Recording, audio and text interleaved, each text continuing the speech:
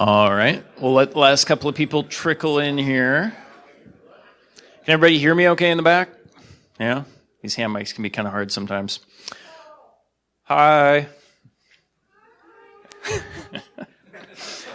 Got a few friends here. All right. So we'll get started here with adventures in Azure privilege escalation. Kind of surprised to see a full room here as somebody who's been pen testing Azure for a couple years. Kind of feel like nobody else is interested in it. Really nice to see a lot of other people interested in it. So a little bit about myself, Karl Fosaaen. I am a practice director at NetSpy, lead up our Pacific Northwest team out of the Portland, Oregon area. Done a lot of stuff over the years, password cracking, social engineering. You can find me on the NetSpy blog at blog.netspy.com. You can also find me on Twitter at @kfosaaen. And pretty much all my code goes under the NetSpy GitHub repo. And the specific tools that we'll talk about today during the talk will be under the microburst repo. If anyone wants a sticker as a reminder, we've got a handful of those up here as well. And as of Thursday this week, I'm now officially a private pilot. Passed my check ride. So. Thank you. Took only about a year. So, all right. So to get into it, kind of first things first, everybody's moving into the cloud, be it developers, sysadmins, infrastructure, even pen testers are starting to put their infrastructure and their resources and efforts up into the cloud. That's going to be Azure, AWS, Google, any of the million other cloud providers that are out there, but everybody's starting to move stuff up to the cloud. Along with that, we're reintroducing a lot of problems that we used to have in the past. A lot of the things you're going to see today and a lot of the themes are, I thought we solved that like 10 years ago. No, they're still problems that are coming back up from the past. So some of the reasons why people are specifically moving to Azure, though, Azure AD, it integrates with Active Directory, super convenient, integrated for Active Directory users and groups. It's one-stop licensing, easy to integrate, easy to set up groups and all of that. So it's pretty easy to kind of forklift everything up into the cloud. So for the folks on the internet or watching later who want to pause right now to go check out these talks, these are some great primer talks that cover just some of the basics. We will be getting into a little bit more advanced topics today, but this is a good coverage of kind of basic stuff, advanced stuff, and I'm actually going to have the slides tweeted out here after the talk. Just got to connect to the internet and put them out on Twitter. So we'll give everybody at home a second to pause, go watch those, then come back. All right, welcome back. So moving forward, now that everybody's an Azure expert, we want to talk about initial entry points before we actually talk about escalating privileges, because the primary focus of the talk is escalating privileges once you're already in that Azure subscription, but we need to get access first. Now, for those that may or may not know if they have Azure Access already with their domain credentials, one thing that you can do is just go out to portal.azure.com, log in with your company email, Active Directory, anything like that, and you might actually find out that you have portal access. It's surprisingly common. Users get set up. A lot of things just don't get locked down initially. And what we're finding is we can either gather credentials online, guest credentials. We're saying goodbye to summer 2019 relatively soon here, but that's been really successful so far this year. And once we get those credentials, access either the portal or the CLI or any of the PowerShell commandlets, we then have access into that Azure subscription. Now, you could potentially go from the internal network to bypass MFA restrictions. We have seen it where external networks require MFA, but it's not actually required for the internal side of things. So depending on where you're at or what your kind of attack surface area is, you may be able to authenticate without MFA from the internal network. So keep that in mind. All right. So quick note about kind of the permissions model. If anybody's ever tried to unpack the permission and privilege model within Azure, it's a little complicated. You've got your kind of high level of tenant. So your tenant in Azure, we'll think of that as kind of the enterprise level. And underneath that, you've got individual subscriptions. So those subscriptions are kind of like your domains or subdomains. And underneath those subscriptions, you've got specific resources, resource groups, anything that you would want to spin up as a service. So at the tenant level, we've got a number of different roles that can apply. The primary one that we're going to be concerned about today is global admin. We'll talk about user admin a little bit, and there's probably 15, 20 other roles that are now available up in Azure that you can apply to specific Azure AD accounts. But for today, we're going to focus and care about global admin because that's the account that really controls the full tenant. At the subscription level, so just under the tenant level, you can have owners who own that subscription. They can actually control access to resources, give access to people, have full rights to everything that's in that specific subscription. What we do frequently find is that owners of one subscription might be a privileged account already and might have access to other subscriptions, but we're going to talk about that when we get into the owner level of the privilege escalation. Contributors have rights to do a lot of things, make changes, they just can't delegate access out to other users. Readers are basically just that. They can read information from the subscription, not really make any changes, not anything super impactful. So keep those three, owner, contributor, reader, in your mind when we're talking about individual subscriptions. There's a number of special kind of custom roles, already touched on them a little bit. They're typically service or application specific, so it may apply to a specific app services or key vaults or anything like that within Azure, and those are applied kind of on a per user basis.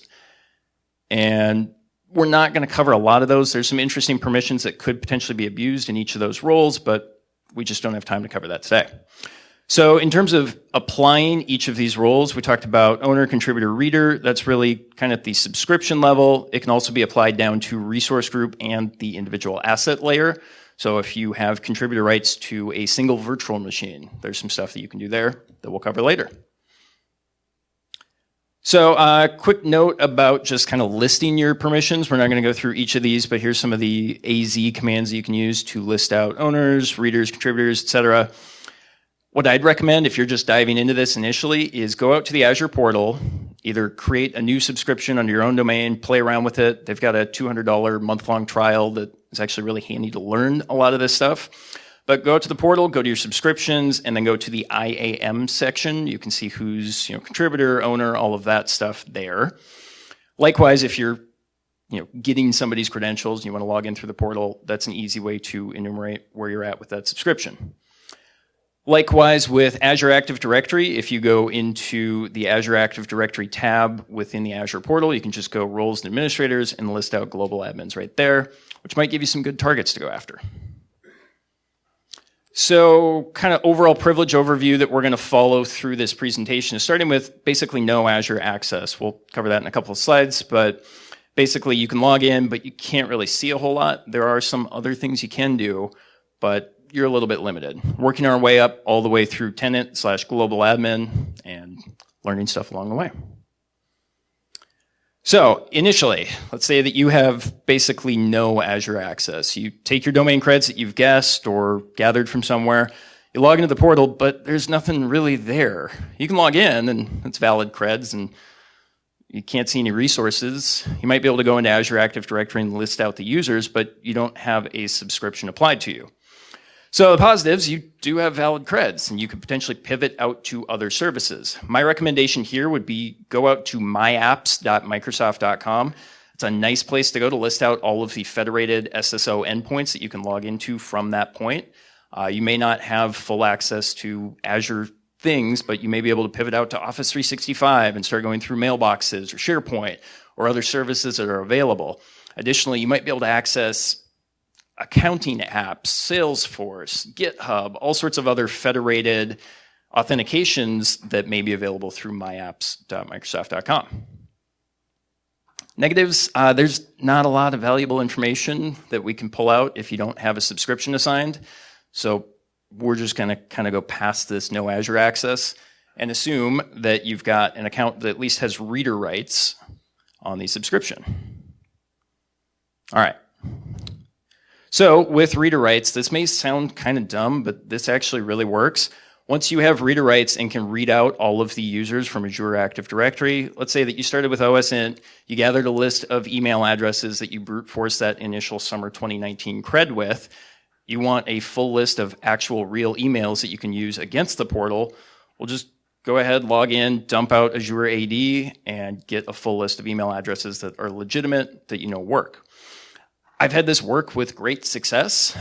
Literally the easiest escalation I've ever had on a cloud pen test was logged in with reader rights, listed out all the users, specifically focused on the global admins users. company used a very common password for a lot of their accounts. It just happened that 3 of their 10 global admins all shared the same password, and there was no MFA. So we got global admin with 3 different accounts in the span of maybe 5 minutes of having access to the account. So super handy, easiest escalation ever. Definitely enable MFA for everybody. It's really not that hard with Azure. And once you have it enabled, it really helps slow an attacker down. If anybody wants to see a cool bypass for MFA with Azure, check out Dirk Jan's talk at DEF CON this year. Did kind of a funny, cool thing with the phone-based authentication. Worth a look at that.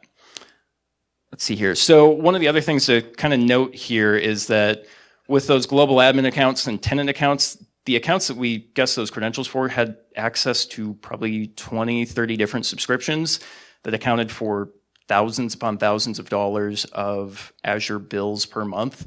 And the potential impact of having access to one of those global admin accounts could be massive. You could just go in, start deleting resources, shut everything down, cancel subscriptions. And if there's no MFA and any attacker can guess those credentials, that could be really serious. All right, so if there's one really important thing that I want everybody to take out of this and potentially try with their own subscriptions, is that the deployment parameters that are used to deploy resources in Azure can frequently be misconfigured to store clear text credentials. So when we have reader writes into a subscription, what we do is list out all of the resource groups, which is really how you kind of group different resources to manage billing, manage access, all of that. List out all of the resource groups that are available to you, pipe those into the Git resource group deployment, and just out that to a text file. In there, you're probably going to find at least 1 or 2 clear text credentials. We're finding this on, I'd say, upwards of 80% of the cloud pen tests that we do, where we get access to Azure as a reader. Pretty much a guarantee that at some point in time, somebody was trying to figure out how the deployment templates worked, forgot to set that admin password that we have highlighted up there as a secure string, and that ended up in clear text in those deployment logs, and anybody can read that out. So in this case, we had a virtual machine scale set that we spun up. Admin username was azadmin. I purposefully set the password to a clear text string, as is this clear text with a question mark, and that got stored into that deployments file. Super handy. Like I said, we've gotten local admin creds for all the virtual machines before for this because, like I said, problems from 10 years ago keep coming back. Shared local admin on a gold image, and they're not using laps or any other solutions to set different passwords. As soon as you get that credential, you've got local admin across all of the VMs up in Azure. So this one's a little less common, but we occasionally see it with developers with reader access. If a reader account has access to app services, which is basically Azure's way of spinning up web services up in the Azure cloud, you could potentially read out connection strings for Azure SQL and or Microsoft SQL, depending on what they're connecting to. So maybe they've got a virtual machine that has SQL going on a virtual machine or some server back over a direct connect or VPN. Scott's here. He writes PowerUp SQL. Check out PowerUp SQL to attack SQL databases. It's an awesome tool and super handy for pivoting and escalating privileges that way. So along with those connection strings, we also see application deployment passwords. So if you want to go ahead and get access to that application source code, the app services are hosted publicly through a secure FTP site that you could just log in and dump the code from. So if you're able to gather those credentials for that, you might be able to get access to the source code, maybe backdoor the application, run your own stuff, add a web shell, all sorts of fun stuff there. All right, so kind of wraps up some of the basics of a reader, but we'll just give you a quick escalation example that we'll walk through as we continue the escalation path here. But starting with a reader level account, we guessed external credentials, we'll say summer 2019, got access to the portal. That user has subscription level reader rights, not just individual resources or resource groups at the subscription level. We're able to read out all of the deployment parameters for all the resource groups, grabbed a local admin credential for a domain joined virtual machine. And what we do find is a lot of these environments kind of snowball over time. So somebody decides, oh, we're going to put this application up in Azure. and they start trying to figure things out, and things are misconfigured initially, and eventually, well, they get things working right, and they never fix that misconfiguration. So all of a sudden you get a virtual machine that's exposed out to the internet, has RDP available, and we can log right in with those creds. So that's what we'll do. And it's surprising, more often than not, that dev environment just gets marked as prod and becomes the prod Azure environment. So we've got local admin. Let's say that we Mimikatz out a contributor level account, because this is tied to the Active Directory. You've got multiple people logging into this web server or whatever that virtual machine is, and we now have a contributor account. Sounds kind of like a pretty standard escalation from a network pen test perspective, but now we have contributor, and there's a lot more fun stuff we can do with contributor. So one thing to note here, just kind of as we talk about exposing stuff out to the internet, say RDP or SSH, I have run into it where databases are exposed from the entire IPv4 space. So they'll put in an IP exception for all zeros dash all 255s. So anybody anywhere can potentially try to log into an Azure SQL database. Kind of similar for virtual machines. I've seen NSG rules applied for specific Azure regions. So the people that were setting up the environment thought, okay, well, we're going to have stuff in different regions and we want it to be able to talk to each other. We need to open up firewall ports between the different regions. In this case, that was kind of a bad idea, because what they ended up doing is just opening up all ports to all of the regions. So they imported each of the IP regions. So from the NetSpy IP address, we couldn't see a whole lot. We just did quick nmap. Didn't really see a whole lot. Fired up a virtual machine in Azure, scanned those same IP address ranges, and literally saw everything. So something to watch out for when you're taking a look at NSG rules. So yay, contributor access. So there's kind of different flavors of this. If we've got subscription level contributor access, this is great. We've got contributor to pretty much everything in the subscription.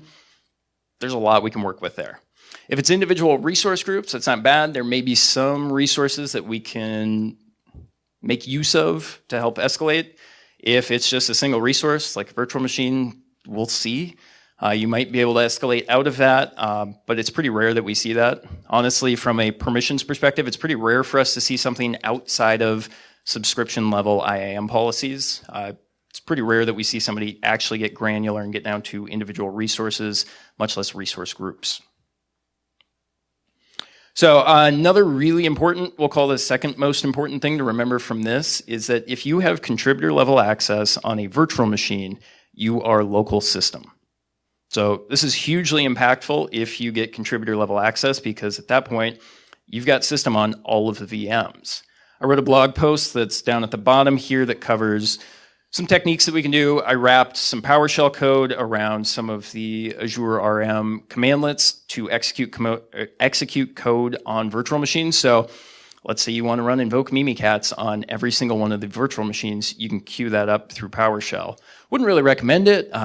Pretty good chance you'll get caught by some kind of AV or EDR at some point doing that.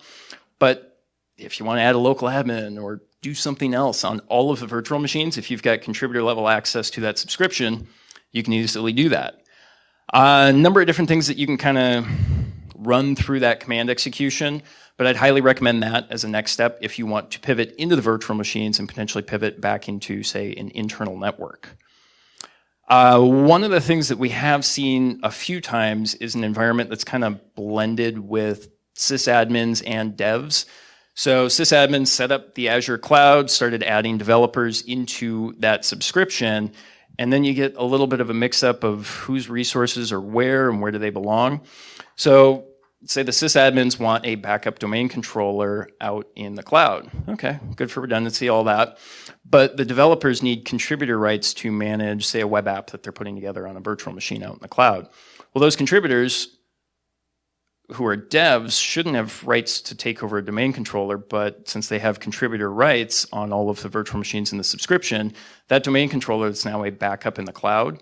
Those devs now have contributor level access, local system on the DC, and you can kind of see where that's going from there. So definitely a problem that we occasionally see. Just recommendation there, just separate your environments. It's easy to spin up another subscription under the overall tenant and just kind of keep things clean and separate. So we'll talk about storage accounts next. If anybody's familiar with storage accounts, it's Microsoft's way of storing files, data tables, all that kind of stuff. Primary thing that we run into with cloud pen tests or getting into Azure environments is really just publicly available containers and files, config files that end up in the storage accounts or in the blob storage. One thing that we frequently find are config files that are stored in storage accounts, which as a contributor, you have rights to go ahead and download those individual files. Those config files get pulled into build pipelines, active systems that need a config file exposed out to Azure. Lots of great passwords, keys, all sorts of good things that we can start attacking from there. So I'd say kind of next step, take a look at available storage accounts and start piling through the containers and files. With reader level access, you can read the actual names of the storage accounts and the containers, but not necessarily the files underneath that. So if anything is publicly available, there are ways that you can basically list out container permission containers and list out all the files there as a reader, but it's not as practical. We occasionally see publicly exposed, really sensitive data, say config files, passwords, etc., but not quite as frequently. One other option, if they're hosting Office documents up on blob storage or anything like that, you might want to try backdooring those Office documents, anything like that. But at that point, you could bounce out SharePoint, do the same kind of thing.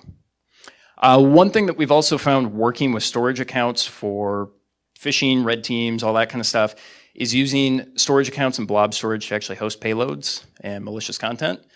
Because storage accounts don't really care whatever you put in there, and the blob storage URL is typically a trusted URL because it goes through a Windows domain. So if you want a nice safe place to host some of your payloads, take a look at blob storage. All right, so contributor level access on virtual disks, virtual hard drives. We frequently see backups of hard drive images or VHD files out in blob storage and publicly available so we can download them. The problem is that they're usually like 120 gigs and they take a while to download. You potentially mount them into another Azure resource and it makes it a little bit quicker to load those things up versus downloading them over your standard internet connection. But if you've got access to the actual virtual disk, you could potentially make a copy of that disk and then parse things off of it. In the talk I did last year, I talked about downloading a VHD file that was publicly available, scraping out the hashes, and getting access to that virtual machine from there. But Static Flow put out a very similar attack for AWS. Check out that blog post and the associated code for basically the AWS equivalent. It's pretty similar to do same process for Azure. So if you have contributor level access to key vaults or app services and automation accounts, there are a lot of passwords that hang out in those three areas. Key vaults, it would make sense. It's a key vault. That's where passwords should go. But if you have contributor level access and specific permissions to the key vaults, I wrote Get Azure Passwords. It's out of the Microburst repo. Basically goes through all of the key vault entries and tries to dump all of them. It's not the most OPSEC safe thing. We have seen alerts pop up saying, hey, this user's not authorized to access these key vaults. They tried to access these key vaults. We got alerts. So I'd definitely be careful with that. But if you have a contributor account that has read access on those key vault entries, definitely go ahead and dump those out, see what's available there. App services, we kind of talked through those available credentials, but what Get Azure Passwords does, pulls out all of the connection strings as well as the deployment passwords that are available and lists those out in the output there. Finally, for automation accounts, and we're going to spend a decent chunk of time talking about automation accounts today, but automation accounts frequently are set up as contributor accounts on the subscription by default. When you create a new automation account, it creates an application account in Azure AD, and you can go ahead and use that to run contributor level rights code in these automation runbooks. So automation is kind of the serverless code automation within Azure. You can go ahead and do PowerShell, Python. They have a graphical runbook that you can run too. It's really a great way to just automate a lot of the workflow that you have in Azure. But it's also a great way to potentially escalate privileges, persist. We'll talk about that in a couple of slides here. But from an automation account perspective, people may want to contribute put in secondary credentials instead of that contributor service account that's running as the automation account, to do, let's say, user administration. So we've seen automation accounts that are set up with global admin credentials, and we're able to pull those out in clear text because of the way that they're stored. So in order to make use of those credentials, the automation account actually stores the credential in a reversible format that you can pull out with an automation runbook. So what Get Azure Passwords does is actually creates a new runbook with that automation account, dumps out the available credentials that are stored in the credentials, and it can also dump out any configured run as certificates, and those can actually be used after the fact to authenticate back to that automation account. So those can actually be really handy for persistence. All right. So with the runbooks, we've found that they're actually frequently configured to have key vault access. So the runbooks will do some type of automation that requires them to, say, pull a local admin password out of the key vault instead of storing it in a deployment template or somewhere else clear text. So what we can do with those automation accounts, I put another blog post out probably a couple months ago that talks about using these automation accounts to go ahead and dump out all of the key vault entries so that you can see what's in there. Since your regular contributor account may not have rights to read that key vault, but that automation account does, you could just run code in that Azure runbook or that automation account to go ahead and just dump everything out of the key vaults. Super handy. Just a nice way to kind of bypass or make use of those contributor accounts to then get access to the actual key vaults. And without owner permissions, you can't actually assign yourself to it, so it's good bypass for that.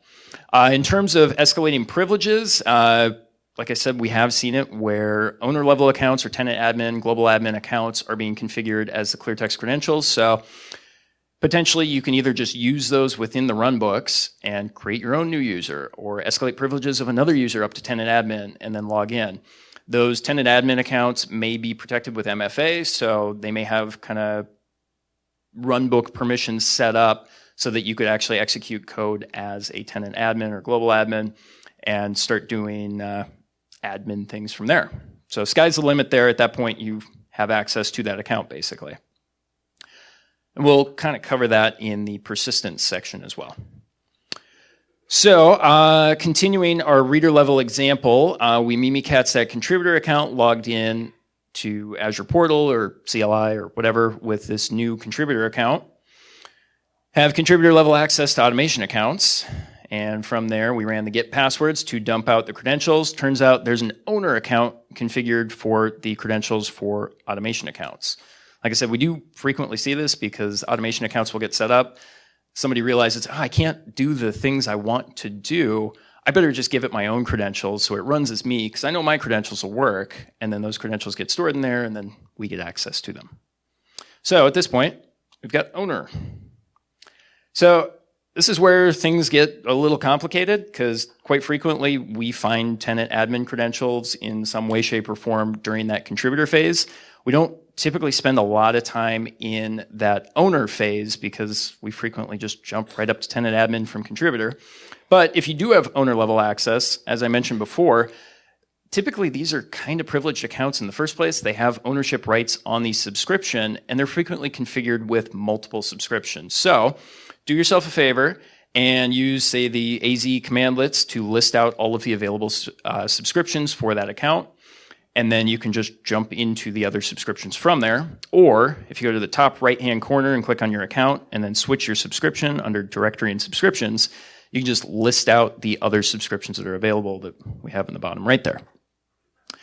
So once you have owner level access, my best recommendation here is really just bouncing from subscription to subscription. Let's say that you ended up in the prod environment up front.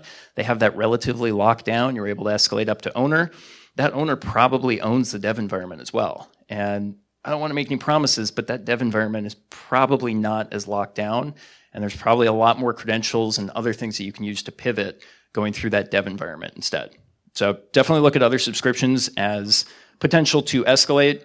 Really just lather, rinse, repeat until you've accessed or owned all of the other subscriptions. Let's say you pivot into that dev environment, get another owner credential who then has access to a couple more subscriptions. At a certain point, you've got enough owner credentials to have owner rights on all of the subscriptions. Now, it's not full tenant admin at that point, but you basically control the whole tenant at that point. So we'll get up to tenant admin and persistence here. So you've got global admin. Now what do you want to do? Well, you could burn it all down. That would be bad. But with some of the organizations that we deal with, they're using thousands upon thousands of dollars of Azure resources per month, and this could be hugely impactful. So talking about potential impact, if you took down the entirety of your Azure infrastructure, how would that impact your organization? That could be hugely impactful. So A, we don't want to burn it all down. That's not something we're going to do.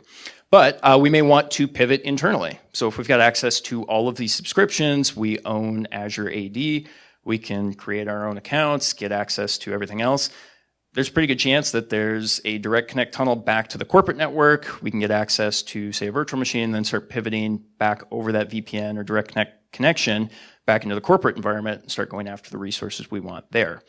And from an external pen test perspective, if we're guessing credentials externally, getting access to VMs through the portal or through these escalations, there's a pretty good chance that we could then pivot into the internal network from there. So we also want to persist our access. So depending on what the scope of the engagement is, you may want to hang out and have tenant admin access for a while. If your operation's going for a while, you may want to persist your access. So we'll talk about a couple of techniques for that. So first thing, it's kind of allowed to add accounts. Wouldn't highly recommend it, but it is an option.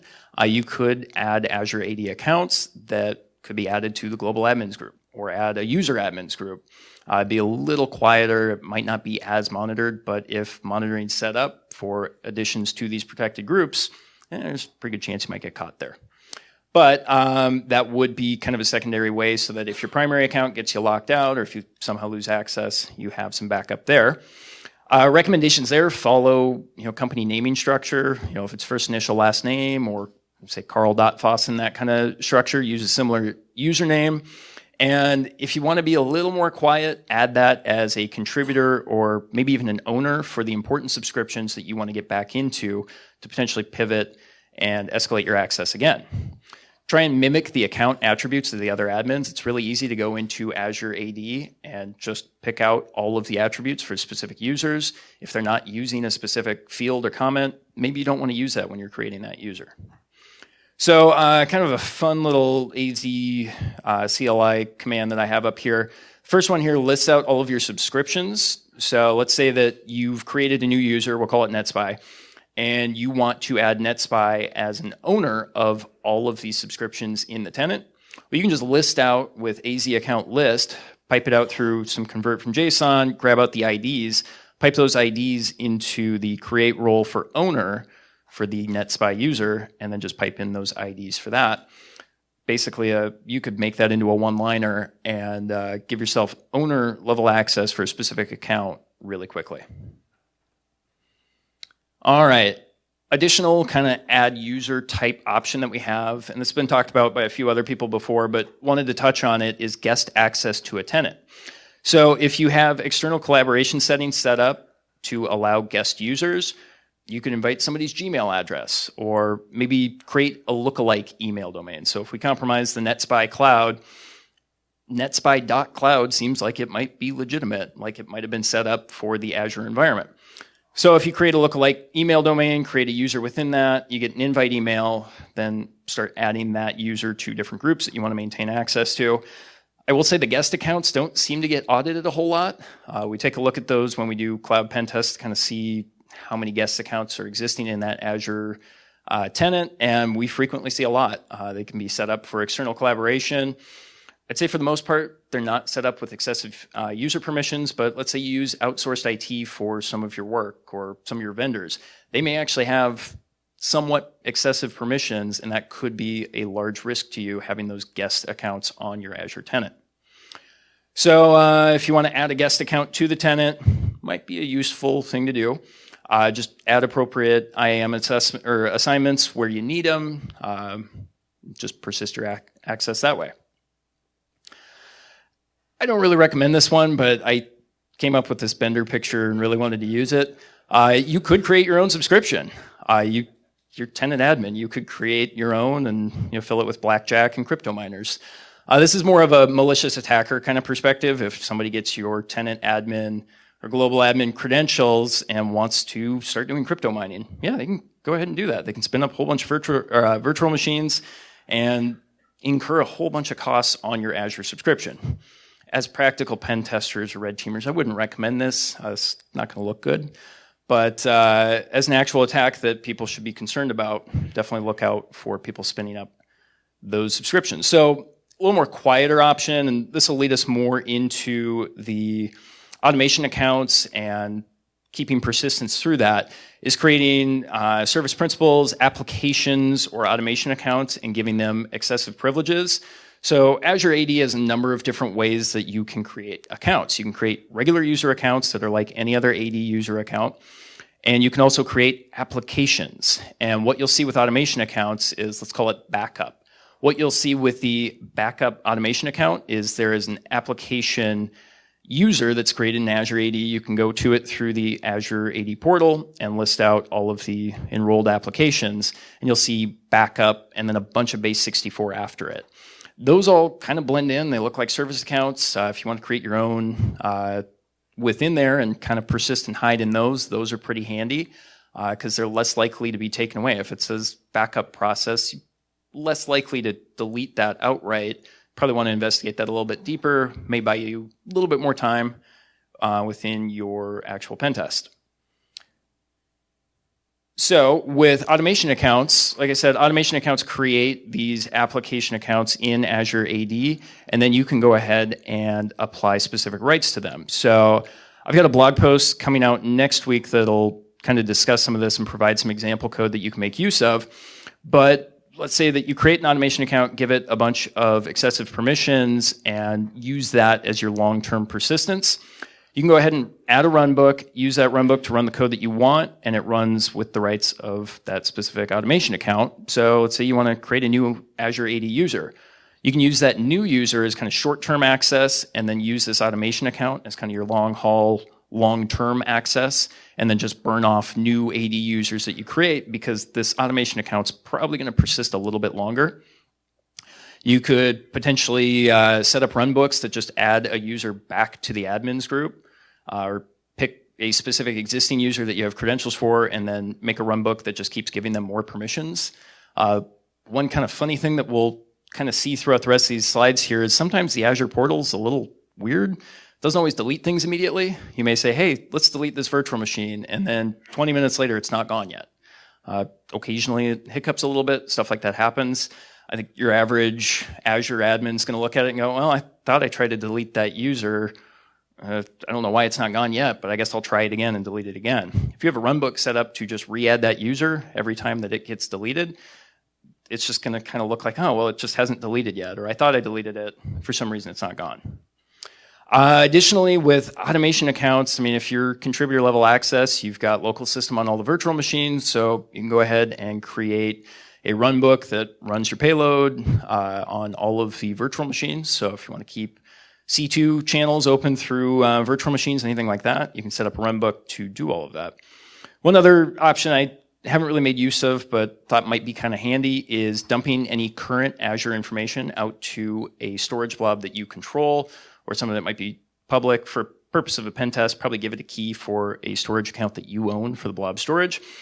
And let's say you just want to keep a running list of all of the current users in Azure Active Directory. You can set up a runbook to just dump all of those out and write them out to a storage account that you own and just exfiltrate data that way. So that can be kind of handy. So one way that you can make use of these, particularly if you lose your access, is using webhooks. I really like these. So with the automation accounts and the runbooks, you can set up a webhook that you can make a post request out to, and it runs the runbook. So in this case that we have here, we have a runbook that's running in an automation account that's been set up with user admin rights, along with subscription ownership rights on the subscription it's in. And then that runbook goes in, creates a new user that you supply through this post request with the password that you supply, and then adds it as an owner on the account. So what we see here is we've got a nice URL that we can make the post request to. We see the code here. Like I said, the blog will be coming out next week with the sample runbook for this. And I've actually pushed out some of that code to the microburst repo if anybody wants to check it out. But the blog that helps explain that will be out next week. So we got a little demo here. Blog demo user is our username. Password's password123, really secure. But all I did was hit F5. It invoked the web request, and we're going to log in Azure RM account. It's going to pop login right here. We'll put in that blog demo user, prompts for the password, password123. Hey, we authenticated. Awesome. So it actually makes you change your password on first login, so we know that this was a newly created user. Give it a stronger password than password123, because it does filter on words like password or admin. And now we're logged in. So we've now created, from this single post request, an owner account that now is a backdoor back into the environment. And like I said, this automation account just kind of stays our long haul. We can create new users as need be. If these users get caught and get removed, we still have this automation account that just kind of hides in the background in those application accounts. So super handy.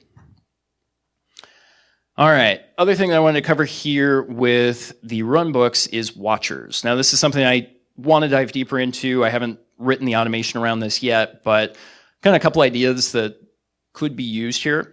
So the watchers for automation accounts or runbooks are basically runbooks that run every X number of minutes. So you could set up one that checks if an Azure AD user is removed. Okay, so I created my NetSpy global admin, and I've created an excessive permissioned automation account that checks to see if NetSpy has been deleted. So if NetSpy has been deleted, we go ahead and just run another runbook that's in that same automation account, add NetSpy back, and just keep doing that every time it gets deleted. There's a chance that it may just look like, oh, Azure Portal's not working right now. It's not able to delete something from Azure AD. Kind of annoying. I'll deal with it later. Hopefully it buys you a little bit more time. Another idea with that is kind of I guess I'm calling it a double dead man switch. So if one of the automation accounts gets deleted, you have a secondary automation account set up with Runbooks to create another copy of that automation account. They just go back and forth watching each other, because let's say somebody's investigating it. It's like, oh, it looks like this automation account for some reason is excessively permissioned, and it's giving access to all these people. It's creating users. We need to delete this and shut this thing down. Okay, well, it's gone. You've got a second automation account that just goes back and recreates that. And as the IR team's going and investigating the second automation account, your first one's sitting there watching the second one, waiting for it to get deleted. And if it gets deleted, it just goes back and adds it again. So you get this continuous circle of kind of a double dead man switch. Haven't written that methodology up yet, but just kind of came up with that like last week and wanted to make sure that made it into the slides. So the watchers are pretty cool. It's a nice way to just automate some of the persistence instead of relying on those webhooks. So kind of a slightly loud option here, but adding backdoors to VMs. We talked about that with the code execution a little bit, like even adding a local admin, opening up firewall rules. Once you have Tenant Admin, there's a lot that you can do. If you want to open up RDP to your IP addresses, you can do that. Just give yourself remote access at that point. Modifying build templates, Docker images, all that kind of stuff. There could be some major changes to the environment. So try to avoid major state changes in general, but these are slightly louder persistence options that may be an option for you. So we're running up on time here. Any questions? Yep.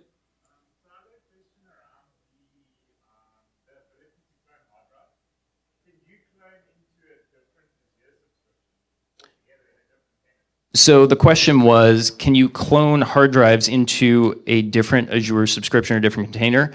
My recommendation would be make the backup of the image and copy that backup over to another storage account that you own, and then you could do that. Any other questions? Yep, up front.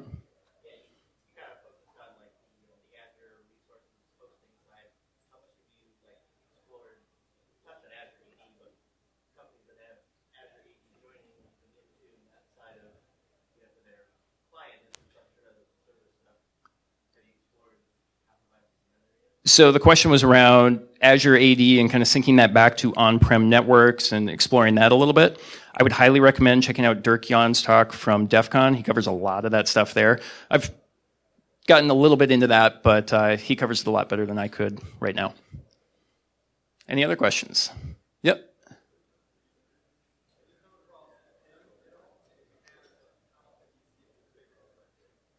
Was the question, have I come across PIM? Not really. I will say with a lot of our clients that are making use of Azure, they're just starting to move applications in. So it's setting up virtual machines, setting up SQL servers, just real basics of using Azure. And really starting to harden things has not been a super large priority. Yep. When you were talking about the goals you're going after, have you ever considered or have you ever seen environments where you attack user access administrator? So the question was around attacking user access administrator role? Yep. So that is one of the specific accounts I usually go after, doing password guessing or looking for specific sessions or users to specifically target. User access administrators or global admins are really kind of the key for escalation and trying to pivot through Azure AD. Any other questions? Okay, I don't see any hands here. I do have a bunch of microburst stickers over here if anybody wants any. I'll be around here answering questions, so feel free to say hi. Thank you.